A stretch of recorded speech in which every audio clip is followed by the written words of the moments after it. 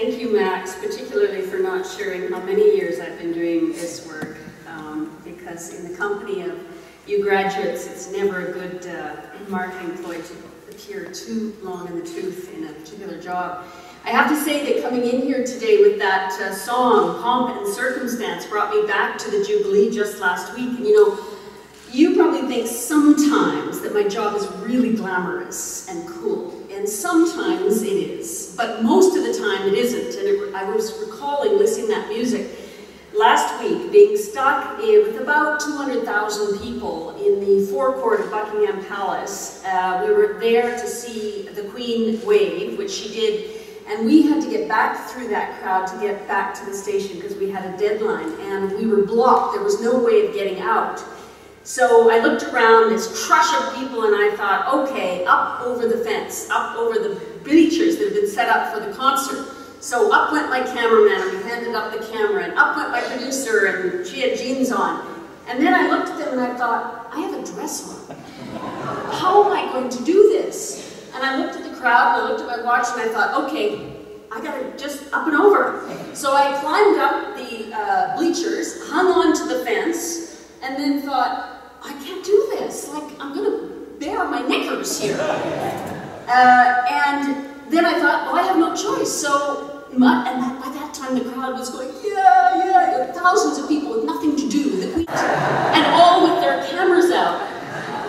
So I squatted down, holding onto the railing, and I sort of sat on someone's head because they were standing right. I thought, this is getting worse. So I thought, okay, just got to do it. So up I went, swung my legs over.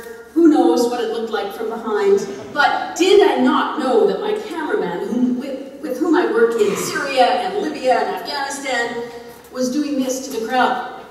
Again, as they were roaring. So I told my boys, my 14-year-old, he checked YouTube. There's no sign of the pink coat going over the banister at Buckingham Palace, thankfully. I should warn you as well that, as Max said, my husband went to Neuchâtel a few years ago, and Keith has told me everything that goes on at Neuchâtel outside the academics. There's always one laugh of recognition. In his day, he said it was something about a few of the girls from Ontario were sent here because of their wayward boyfriends, and that was a futile gesture by their parents. He also told me that the ratio of girls to boys here in his day was fantastic, 6 to 1. I was told on the train coming here that it's 2 to 1 now. There you go. And he said that he downed a few pints at the Pickwick pub, which now is a computer store we discovered walking down here. I'm told that some of you occasionally, once or twice, go to the surf, maybe. And I've been told about the amazing trips to Teen, to ski, to Morocco in his case. I haven't heard that much about physics, even though Keith went on to major in science. He used to also as well speak very fondly about his first Swiss woman, Madame, a Madame. And when he called his dad to tell him about Madame and how nice she was, his dad was quite concerned and almost pulled him back. Of course, Madame was the host of his pension. He credits Neuchâtel, and I'm sure you feel the way he does. If you don't now, you will, for opening up his horizons, for changing his life, transforming his view of the world and making him excited about how big the world was. He told me that when he got on the plane in Saskatoon to come to Neuchâtel, he thought, what am I doing? And when he met all the other students at Oxford, which is where their orientation was, many from Ontario, a few newfies to add some spice, he thought, this is the greatest decision I've ever made. And indeed, it is. I think probably a lot of you looking back a few months now that way, leaving your safe zones, making the choice to change cultures, come to a new country, it was a brave choice. And maybe you stumbled a little bit in the first few months. It's hard to change. But now I'm sure you feel that this was a huge experience which will impact you, and you will share and treasure the strong, very strong bonds that you've made here. You know, Neuchâtel, I'm sure you've been told, is a privilege. You're very lucky, all of you. And I hope you take what you've gained here at Neuchâtel and go on from here. I didn't have the opportunity to come here. I finished high school in Saskatoon, as Max said. And right after that, I headed out to Ottawa, got on the train with my trunk, and cried all the way to Winnipeg. And after Winnipeg, I thought, okay, brand new adventure. I'm going to seize the opportunity, much like you did, and I never looked back. I was a bit older when I actually got to Europe than you are. You've been to so many places already. I crisscrossed Europe in second-year university with a bus tour, 13 countries in 8 weeks, Kon-Tiki, maybe some of you know it. 40 Australians, a few Kiwis, and another Canadian. That was a cultural experience, let me tell you. Light on academics, heavy on parties, but it did open the world to me and reaffirmed how much I love to travel and how much the world was now part of my sphere and my inspiration. You know, travel and technology are really changing our world. Our world is shrinking. You know, when I started out, we used to have to physically take the tape and go to a satellite location to feed it to Toronto, actually go plug in the machine. Now we take visuals off a card, we stick it in the computer, edit it, and send it off via the internet. And from a remote village in Syria on the roof, I can get a story to Toronto. It takes hours on our internet computer, but it still gets there. It's amazing how the world has changed and how it has shrunk. You're on the threshold of massive technological change as well. When I started, there was no email. There was no internet. I'm not that old. It's just there has been a massive change. Tweeting was for birds. Facebook could have been a cosmetics line. There was none of that. Max, by the way, I taught Peter Mansbridge to tweet not that long ago. Social media has changed the way we work, and it's going to change, it's already changed the way you communicate and the way you will work. You all know about the effects of social media in the Arab Spring. And when we were in Syria in January, we used Skype alone to connect with the members of the opposition because it was too dangerous any other way. We were staying in the Four Seasons Hotel, our emails were intercepted, and the opposition members that we needed to connect with said that they believed Skype was the safest, the only way to get in touch with us without great risk. Our frontiers are blurring, so that what happens thousands of miles away now affects us much more directly. Sometimes I've had the privilege of seeing the world at its greatest moments. Like in South Africa when Nelson Mandela was elected president. You know, here was this room of people who the week before didn't even have a vote. The majority of the country's citizens could not vote. And on that night when he was elected, he was standing in a room smaller than this, dancing on that stage, this mite of a man. And he was the government, and so were all the people around me. The world was watching history unfold, and I was there telling the story. I'll never forget it. Sadly, a lot of my time now I'm spending on the front lines of the world at its darkest moments. In Syria, when we snuck out of our hotel room to go with a stranger in a car to a darkened apartment to meet a man whose son, not much older than you, 23 years old, a business graduate, had disappeared from a cafe and had been missing for 110 days in the Syrian prisons. This man, a businessman, a middle-class man in Syria, he and his wife and younger daughter were too afraid to be angry. That would come later. Then again, in the last year, we've been witness to Libyans hanging from lampposts with the inspiration, the enthusiasm of toppling Gaddafi, their tyrannical leader. Egyptians too, in Tahrir Square, night after night saying, we won't give in, we're going to stay here until this despot leaves. They set the stage for the Arab Spring. Witnessing those types of human stories, I really believe that we are all quite the same, that the schoolgirls I met in Kandahar, in Afghanistan, who told me they wanted to be doctors, 10 years ago, girls couldn't go to school. Now they want to be doctors. They share the same motivations and inspirations as you do. They just have a tougher time getting there, right out of the starting gate. When I think back, and this invitation has encouraged me to do that, you know, when I was at your stage, I couldn't have dreamed, couldn't have imagined the paths that I would take that would lead me to these types of places, both the dark and the light. It's really the point that I share with all you. You have no idea, sitting here, which route you're going to take, what will unfold. And I'm telling you, that is the most exciting part. Just imagine what could be in store in the next 20 years of your life with this fantastic beginning. It's really quite exciting. You've made terrific choices so far by coming here, by stretching your boundaries, by making new friends. Now you have to continue to reach out beyond your grasp, as my grandmother used to say. And if I could, I'd like to advise you to do two things, really. Two things I think are really important. You need to, one, figure out your passions, and two, stick to your promises. Let's take the first one. When the road gets bumpy, and it will, if you're doing what you love, or at least you really like at that time, it's just so much easier to get over the speed bumps.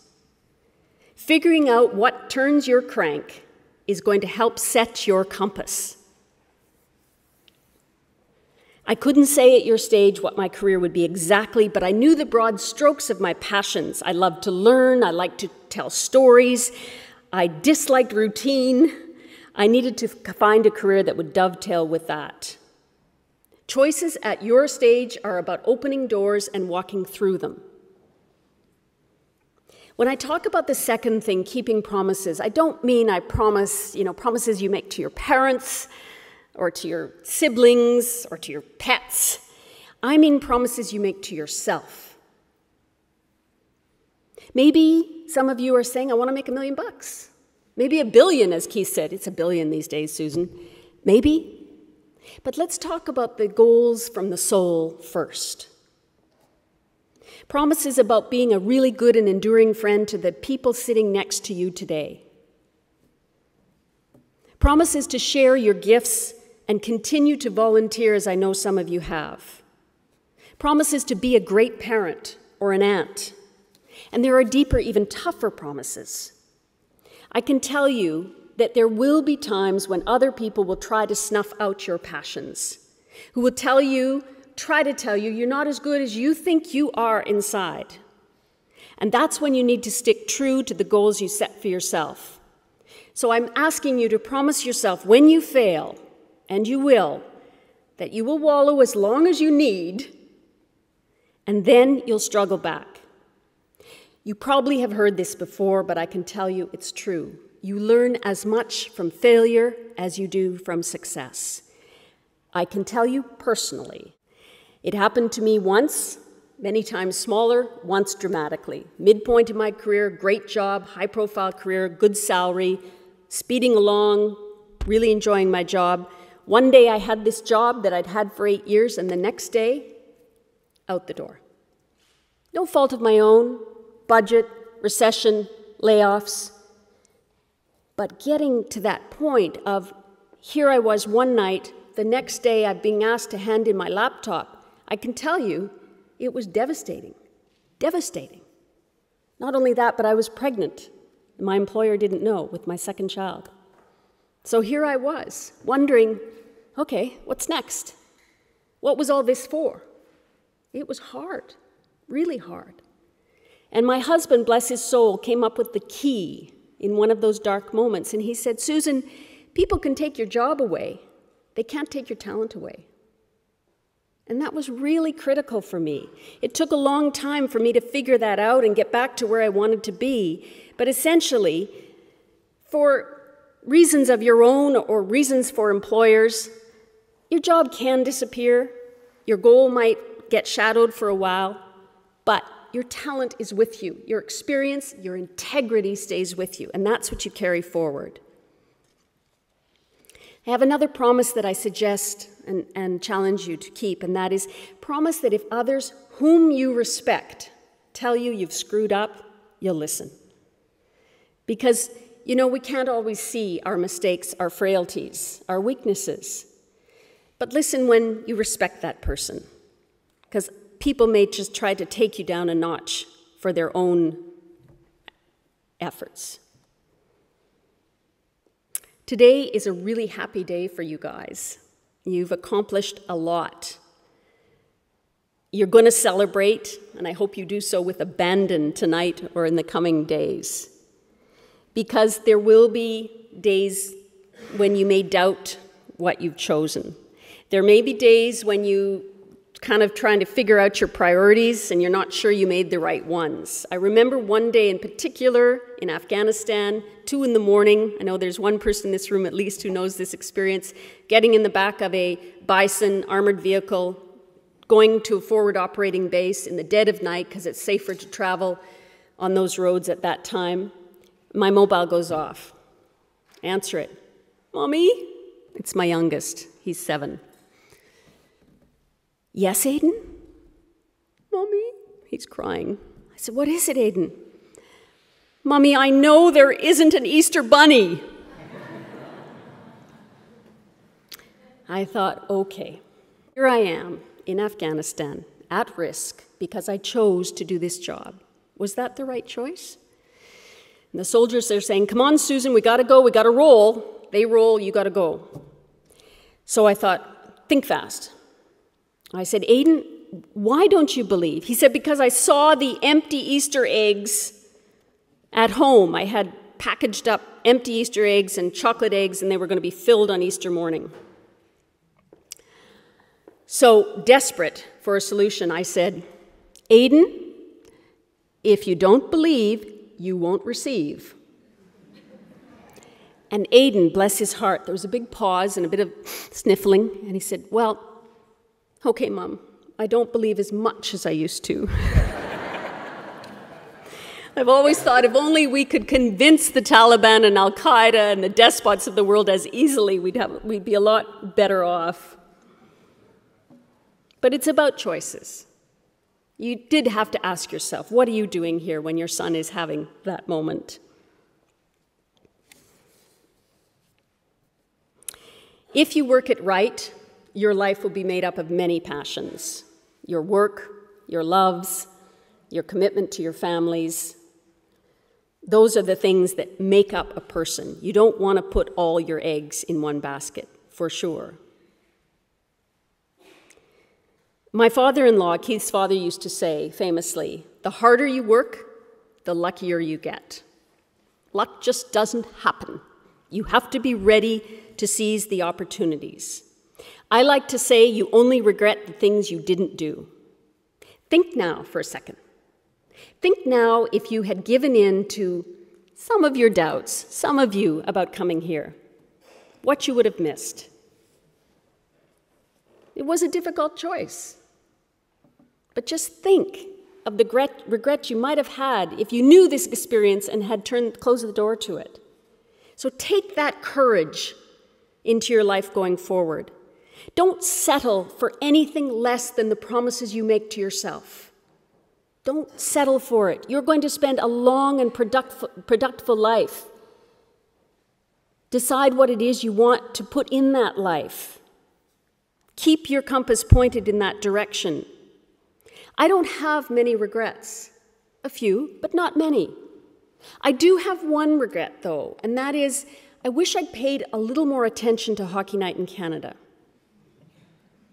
Because one day I was anchoring live on CTV's news network, and Wayne Gretzky, this was a long time ago, was making his first resignation from the team in Edmonton, sorry. Should have paid more attention.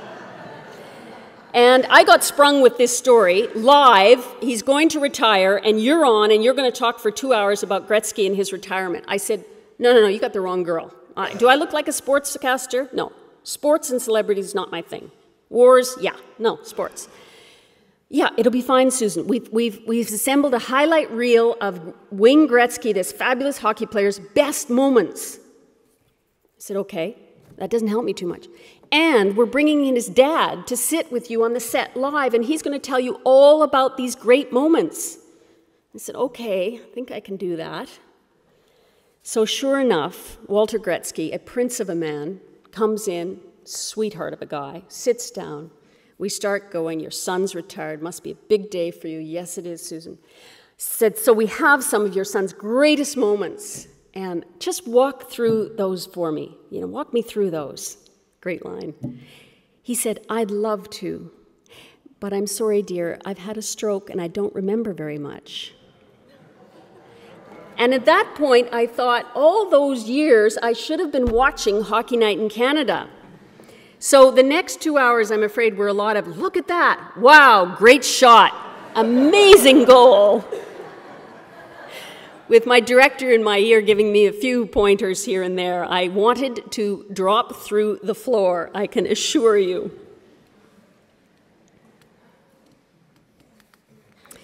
When I was a young girl, I absolutely loved Dr. Seuss, and I loved a book, you may have heard of it, called Oh, the Places You'll Go.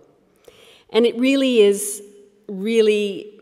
paramount for today. I'm just going to read you a few paragraphs from Dr. Seuss because he speaks in lyrical fashion about what I've tried to say to you today. He says, congratulations, today is your day. You're off to great places. You're off and away.